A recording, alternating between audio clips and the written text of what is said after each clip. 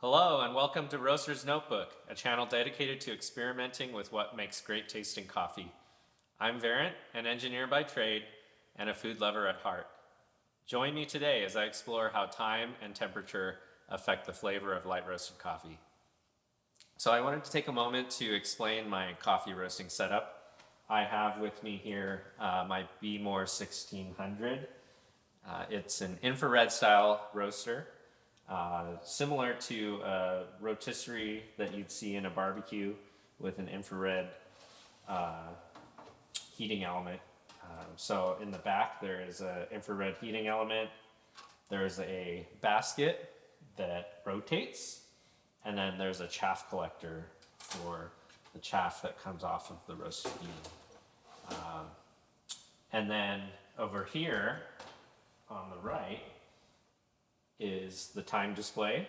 It's a countdown, so it starts at your predetermined time and then counts down to 0, signifying the end of the roast.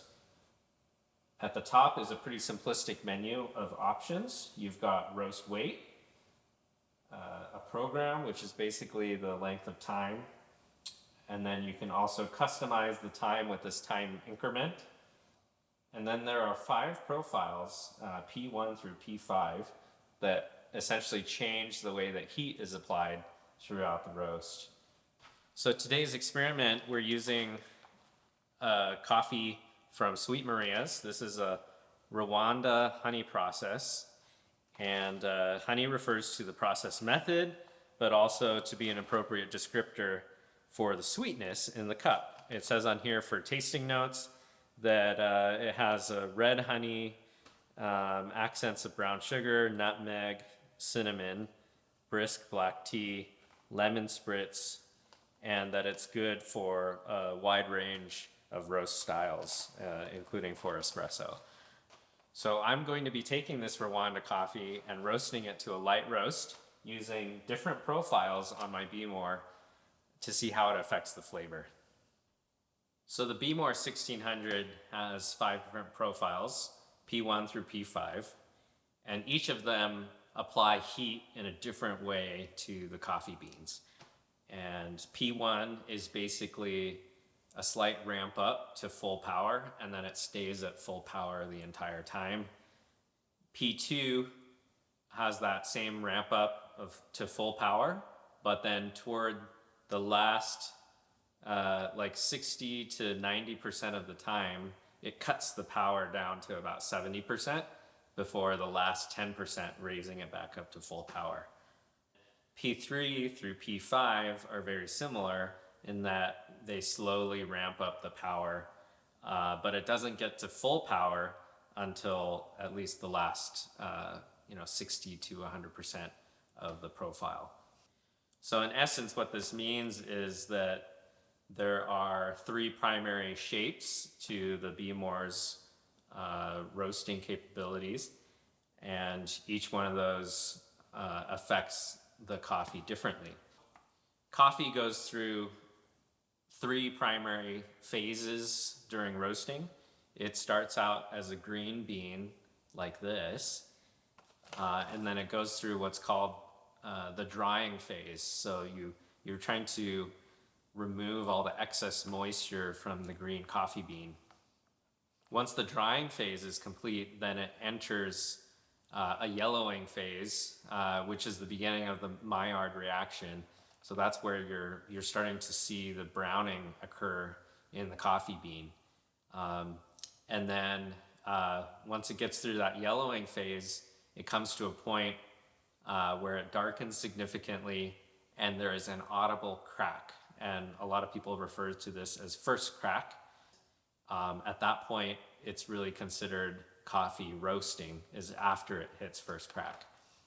And first crack continues on for about 1 minute to 2 minutes before a second crack actually occurs, where there's further breaking down of the cellular structure of the bean. When coffees get to the second crack, that's typically when you hear about dark roasts or Vienna roasts, French roasts, those sorts of things. Those are coffees that are taken all the way to second crack and beyond.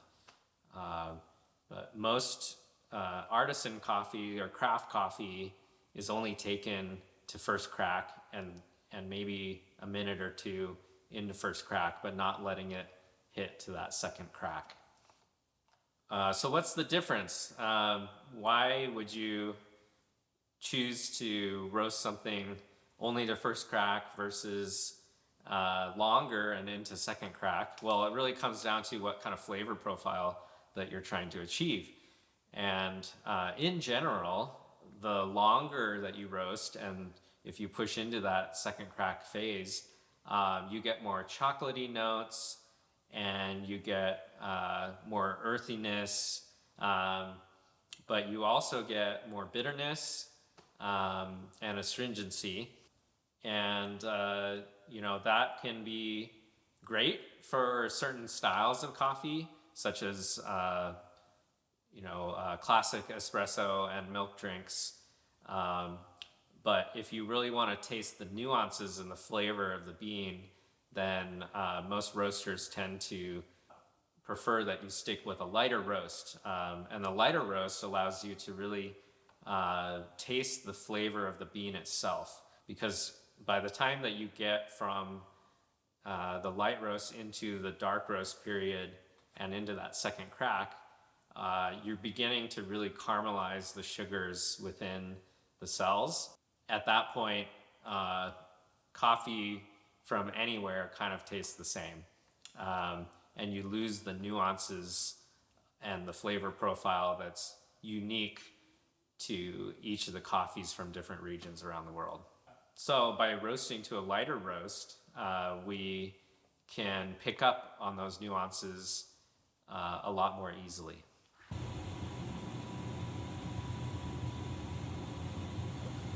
Enough of the classroom stuff though. Here's some footage of me roasting the coffee for this test.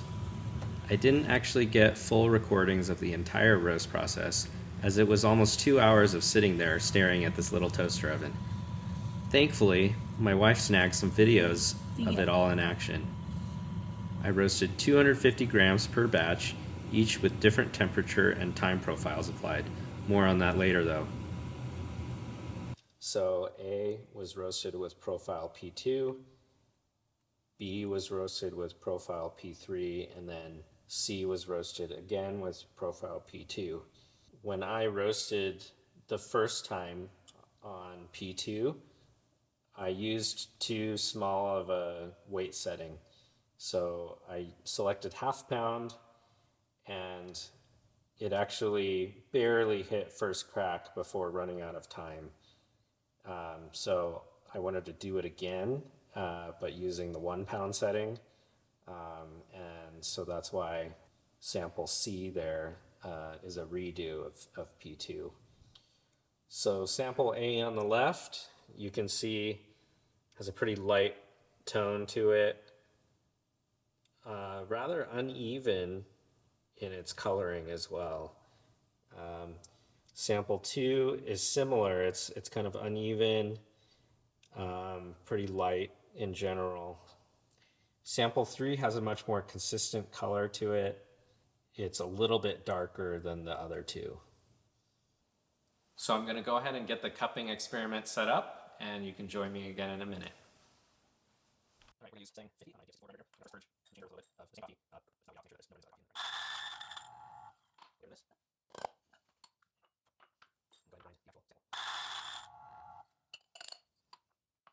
Do the same for the next sample, for now.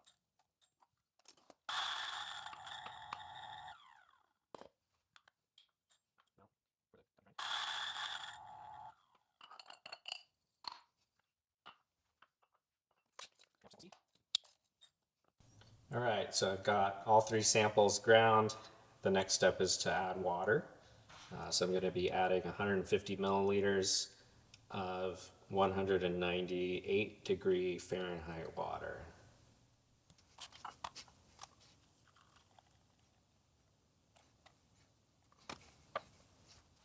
I forgot we're supposed to smell the ground coffee first.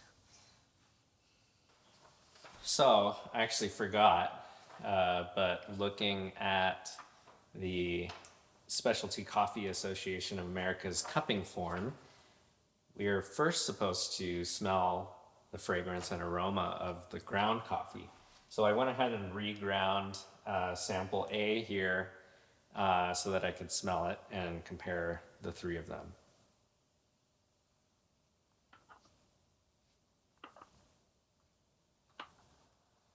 Okay, so samples A and B are definitely stronger in aroma. I would describe it almost like a berry. Definitely more fruity. Sample C is the most different, and it's a little bit more muted. So rather than bore you with the 10-minute version of the cupping and tasting, I'm going to speed through the footage while I take a minute to talk about what I learned about the importance of the right roasting temperature at the right time. I'm going to start with sample B because it's actually easier to understand. I put together an overlay graph here to help illustrate my point. You can see here that profile 3 has a gradual ramp up in power, which extends the drying phase and shortens the Maillard reaction phase. In comparison, here's sample A, which had full power in the beginning, followed by a reduction in power before ramping up again. This quickened the drying phase and extended the Maillard reaction phase.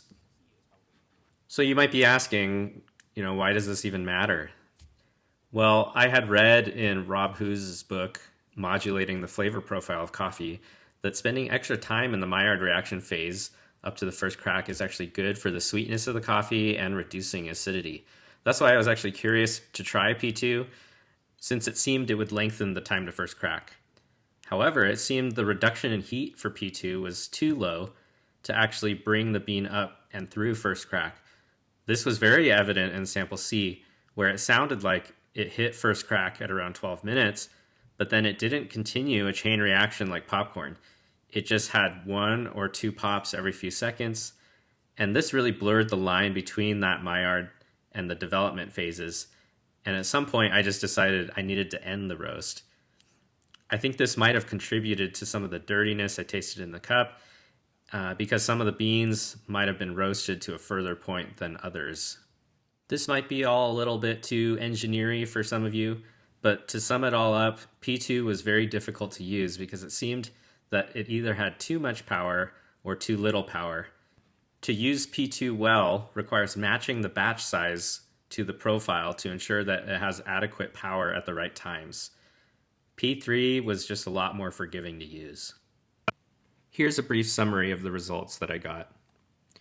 Sample A definitely had the most fruity flavor to it. It had more notes of honey and berry than the other two samples. It reminded me of this rose pouchong tea that I got from Fortnum and Mason last time I was in England. I gave it a final score of 8.22. Sample B was a little different, as it was the most fragrant of the three, but it had a very similar profile to sample A. It was a little bit more syrupy and brown sugar in flavor than sample A, trading some of its fruitiness for that added sweetness. It edged out sample B with a final score of 8.27. Both samples were relatively acidic and had a thin body, but they were very clean. The aftertaste was also very sweet for both, but especially B. Sample C was the odd one of the bunch. The fragrance was not as pronounced on the nose, almost muted in comparison to the others. The increased darkness and color was apparent in the aroma and flavor as well. It had a much more nutty, almond-like flavor than the other two. The acidity was lower, and it had a little more bitterness to it. Nothing overpowering, but noticeable when compared side by side to the other two. I scored it lower on sweetness and cleanliness, but it gained some points for a little heavier mouthfeel than the other two. It ended up with a score of 7.17. So where does this all leave me? My big takeaway is that time and temperature do matter quite a bit for roasting coffee. I was quite surprised to see how little changes can have such a big impact on flavor.